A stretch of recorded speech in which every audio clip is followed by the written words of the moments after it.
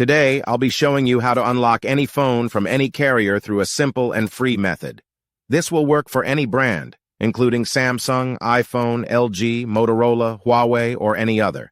If you happen to have a carrier app installed on your phone, unlocking it will be even easier.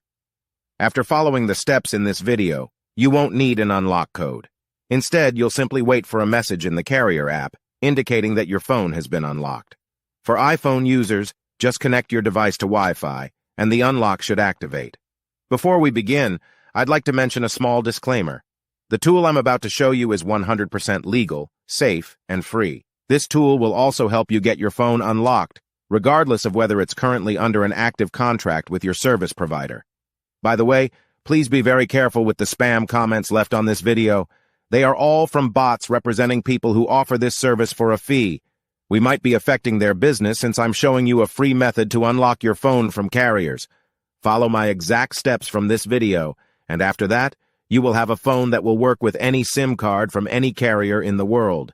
With that said, let's start. All right, so grab your phone and insert an unsupported SIM card. That means a SIM card from a carrier other than your original one. After powering up your phone, you'll receive a message asking for an unlock code.